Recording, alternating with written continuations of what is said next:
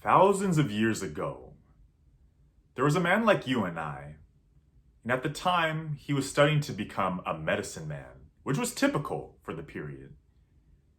But as he studied, he realized that there had to be more to life than just studying. And one day, he went to a cave and went to sleep.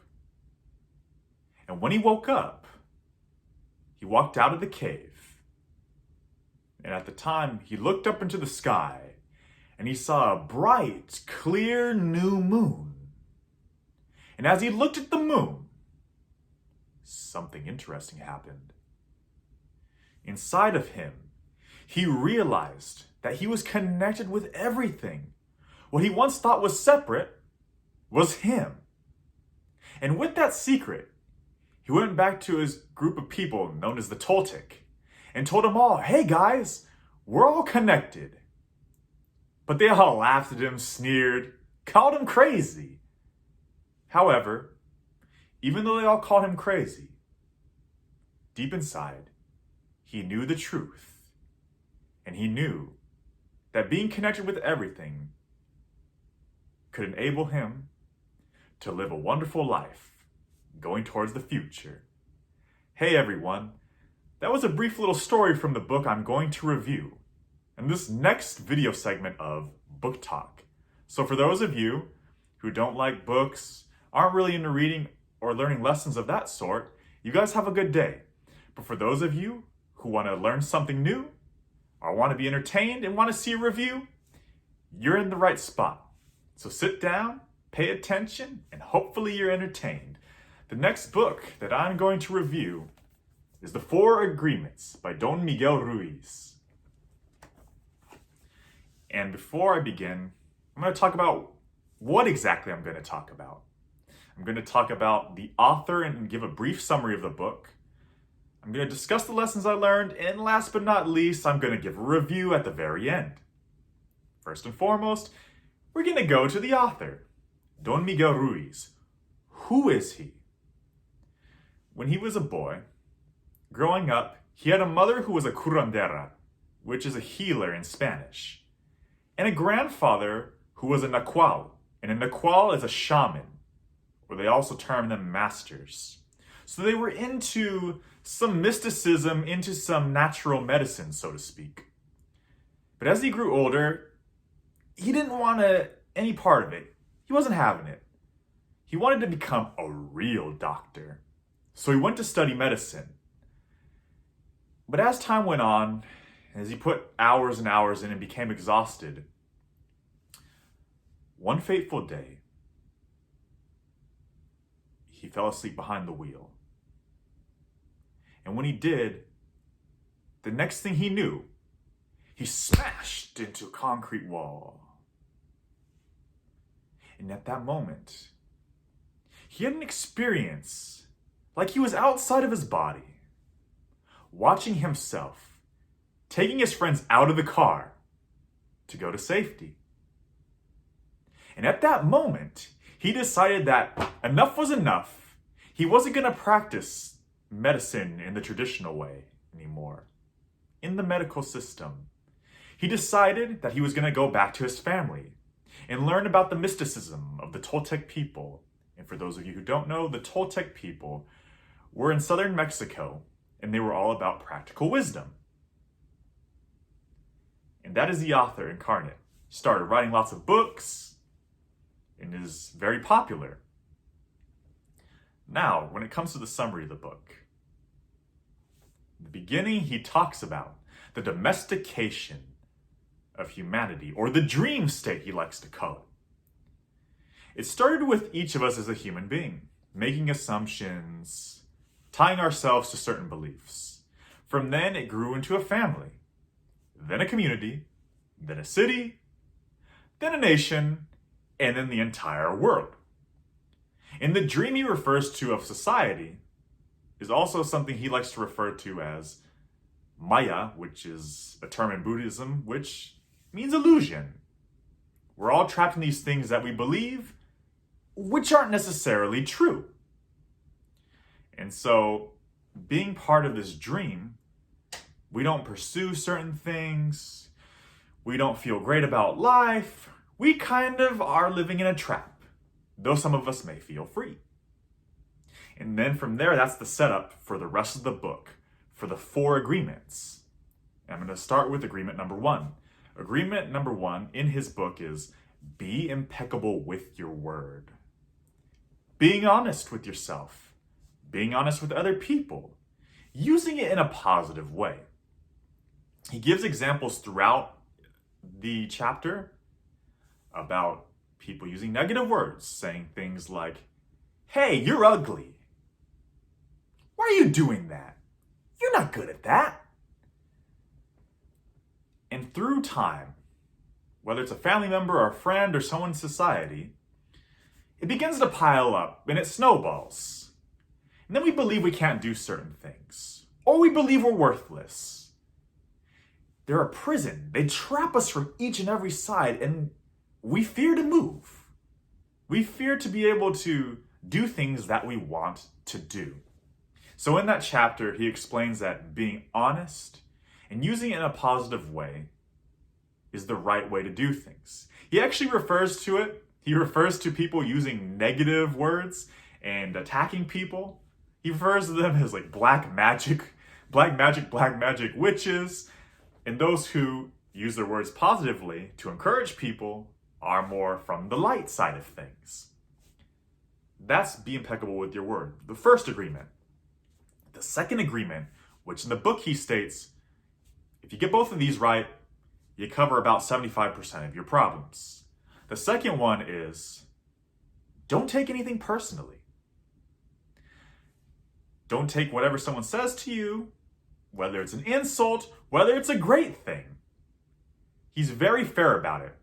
He says if someone gives you a positive comment, don't get all positive like, hey, well, thank you very much. It's just, thank you, and moving on. Likewise, if someone says, you suck, you're ugly, you don't get down on yourself. You don't take it personally. He even goes to the extreme point where he says, if someone points a gun to your head, don't take it personally. It's not about you. It's about them. That's the second agreement. He then moves on to the third agreement. Don't make assumptions. And we all seem to do this at times. This person's not going to like me because my past tells me that this is what's definitely going to happen. It's a survival strategy. So we make all these assumptions. I can't do this. They're going to treat me like this. And it's all based on fear. In this chapter, he goes through not making a lot of assumptions, asking questions. We're not mind readers. Ask questions, and we can help clarify things. That's the third agreement. Last but not least is the fourth agreement, which ties everything together in a nice little bow. Always do your best. And what exactly does he mean by always do your best? We've heard it from all times, all people. Do your best. Do your best. Just on repeat like a record. Well, only you know what your best is. You don't want to give way more than you have. You're gonna hurt yourself. You're gonna put yourself in a position where you can't operate in the world and live a great life. Do too little. Don't rise to your standards of your best. You're gonna feel guilt, regret, shame, those type of emotions. And always doing your best doesn't mean you're gonna be at a certain point every single time. Life goes on. We age. We learn new things. We have new experiences. And from that, we have a new level. Sometimes it's here. Sometimes it's here. But as long as we're giving it our all and doing our best, we're going to live a great life through great actions. And those are the 4. Oh, and a little tidbit from the 4th one. There was a story I really liked from it. In Don Miguel, he talks about a Zen master and his pupil. The pupil wants to impress the Zen master, so he says, "Master, if I meditate for 4 hours a day, when will I transcend?"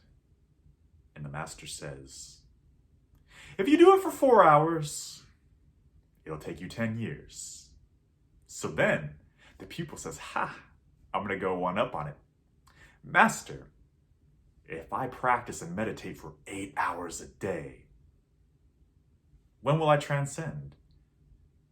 The master gives him a little smile and then says, "Perhaps it'll take you 20 years. And the pupil's like, "What? I'm going to practice more and more.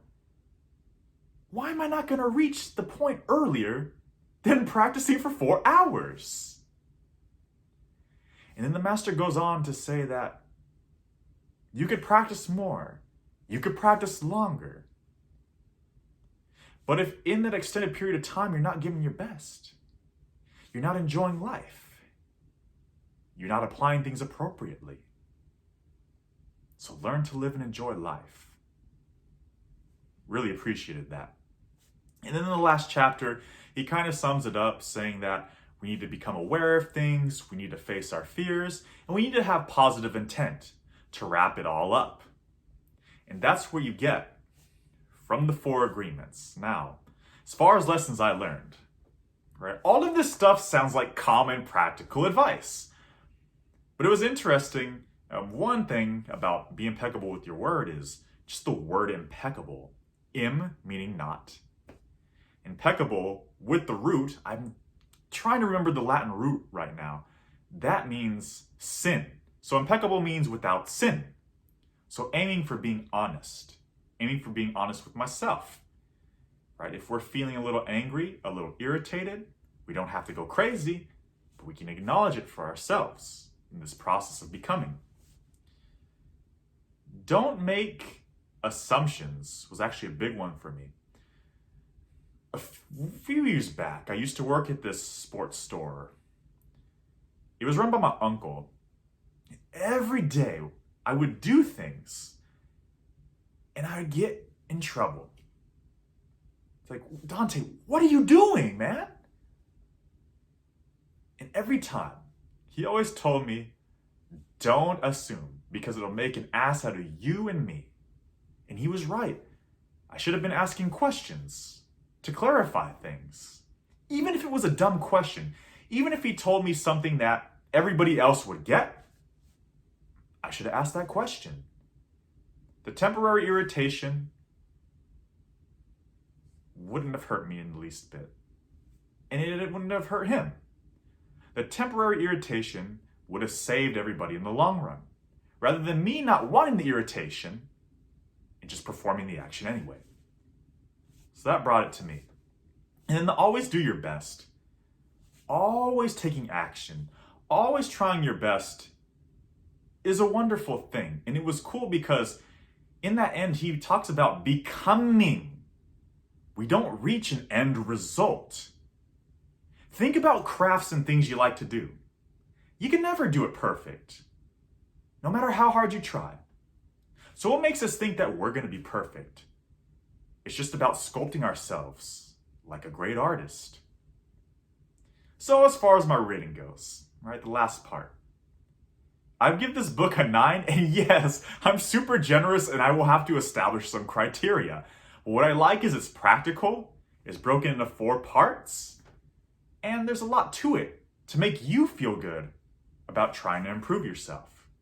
Now, what could be improved? I think there could have been pictures, and I also think the author having a great story and background, I think he should have shared personal examples. I think the book would have been even more powerful with that. However, that's not saying a lot, not trying to mark it down. 9 out of 10 for me. So again, Don Miguel Ruiz's The 4 Agreements in this book review of the Book Talk. Thank you guys so much. Any questions, comments, or concerns, I really appreciate. Other than that, I hope you guys all have a good one.